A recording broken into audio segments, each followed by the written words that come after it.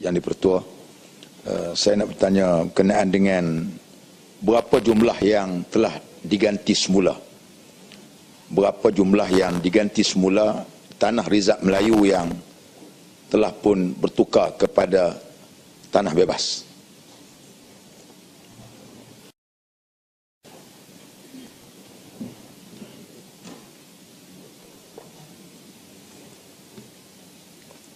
Yang Muhammad Bukit Gantang, ini adalah soalan spesifik. Saya akan beri jawapan bertulis. Kerana ini adalah berkaitan dengan statistik ya. Yang Muhammad Bukit Gantang, jawapan bertulis.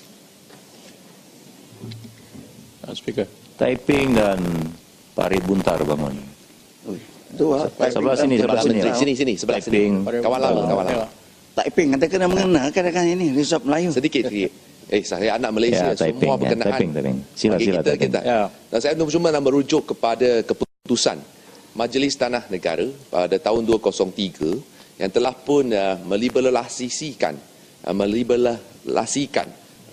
dasar tanah Rizab Melayu yang membenarkannya di pajak untuk tempoh 60 tahun. Tetapi sehingga kini keputusan masih menggantung, tidak dilaksanakan. Apakah pendirian dan perkembangan terkini dasar sedemikian yang telah pun berlarutan lebih 10 tahun. Sekian, terima kasih. Menteri. Ya, Bukit Gantang dah tambah ya, Mas. Pari Buntar ya. Di depan ni, depan. Ya, Mat, ada masalah Depan ni, speaker, Mat. kawan lama. Pasal saya memerhatikan soalan yang diajukan tentang penggantian Rizab Melayu ni seringkali dijawab oleh pihak kerajaan bahawa ia adalah merupakan kuasa kerajaan negeri.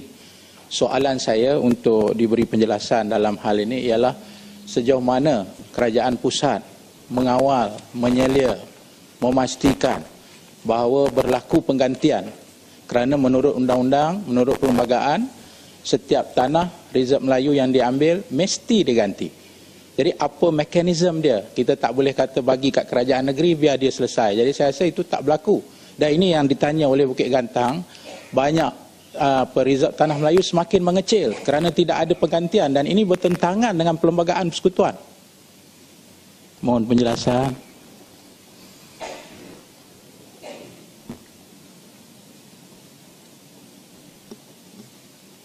Terima kasih atas pertanyaan kedua yang Muhammad itu tadi.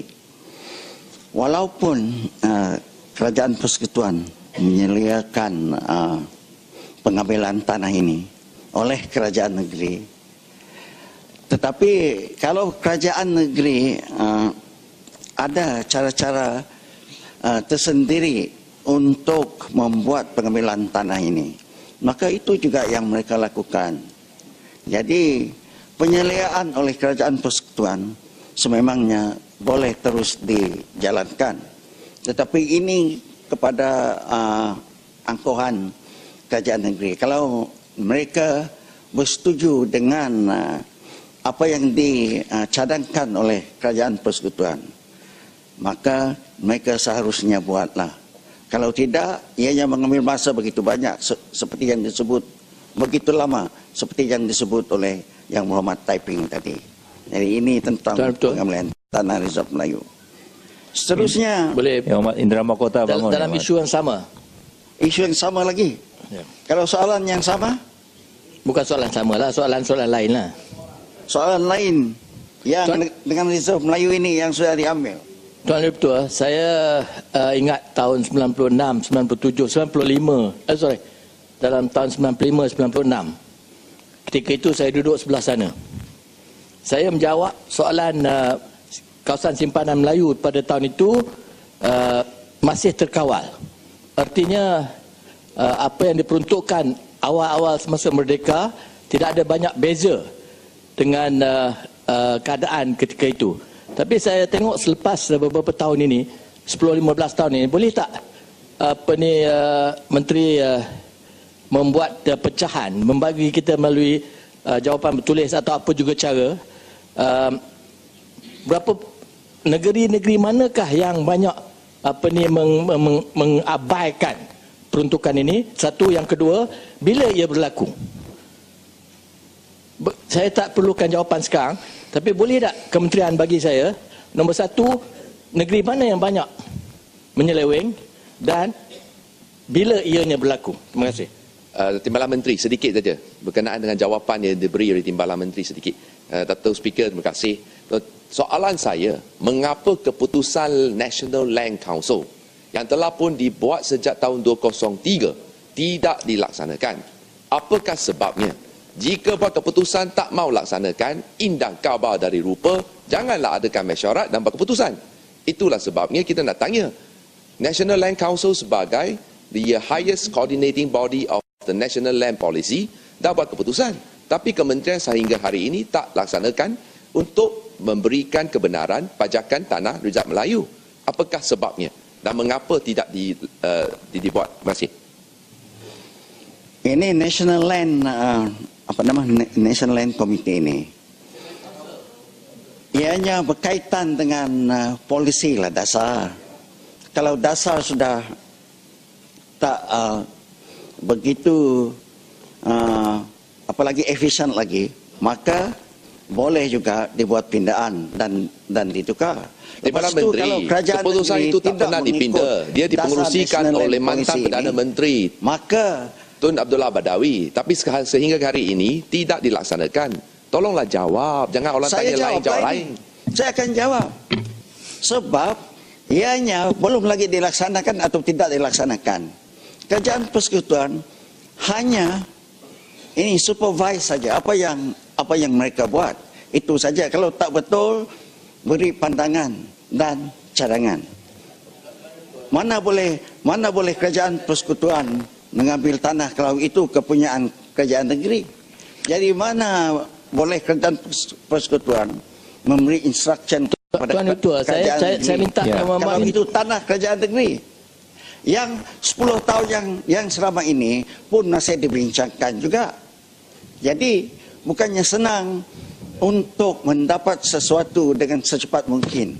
Kalau saya kata saya tak nak beri duit kepada Yang Mohamad Taiping, macam mana? 10 tahun, 20 tahun pun kalau tak ada duit, saya tak nak beri juga.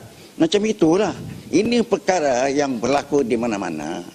Jadi ya, Indra Mahkota bangun yang mana? Tuan Ketua, saya minta Yang Berhormat Menteri rujuk balik tugas dan tanggungjawab National Land Council. Bukan National Land Committee, National Land Council. Dan kedudukan dia, kekuatan dia, undang-undang yang ada pada dia, peraturan yang ada pada dia. Bukan hanya untuk supervise, no. Please, untuk makluman, I also membuat polisi jugalah Yang Berhormat. Saya dah kata tadi, National Land Council ini yang bermusyawarah. Jadi untuk mengkaji apa yang telah berlaku dan seterusnya membuat dasar. Macam mana tanah-tanah di mana-manakah boleh diguna pakai. Ini adalah tanggungjawab kerajaan negeri. Untuk menjawab Datuk Timbalan Menteri, sedikit. Indra Mahkota, sudahlah cukuplah. Sedikit. Tak boleh Berkenaan dengan National Land Council, keputusan Timbalan Menteri tadi. Untuk National Land Council, ini untuk National Land Council hanya buat dasar. Dan ini tanah adalah prerogatif. Saya akan bagi jawapan yang bertulis. Tetapi apabila dulu Kerajaan Perak nak bagi grant kekal kepada kampung tersusun dan kampung baru di Perak, National Land Council kata tak boleh. Apakah pendirian kerajaan sekarang? Sini boleh, sana tak boleh, tapi isu yang sama.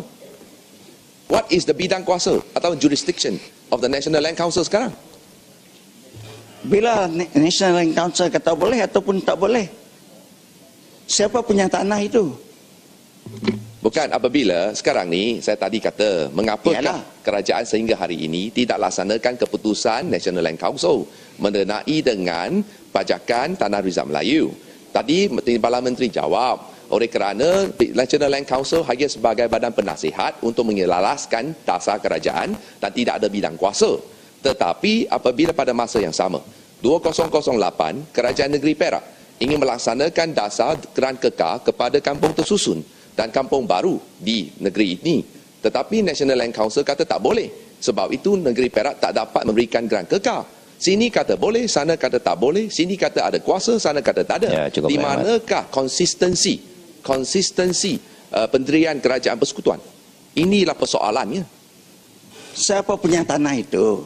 Sepatutnya kalau tanah itu kepunyaan kerajaan negeri, itu hak kerajaan negeri lah yang membuat apa-apa yang terus dipersetujui. Tak apalah, Timbalan Menteri tak faham, tak apalah, saya maafkan.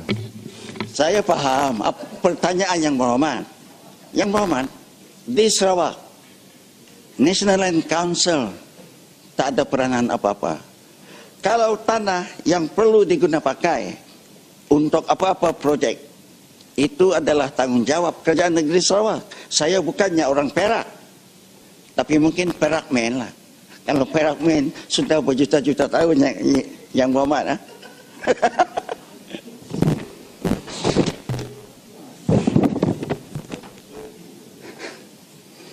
Okey, jadi soalan yang berhormat Indra Mahkota itu tadi saya akan beri jawapan yang bertulis lah.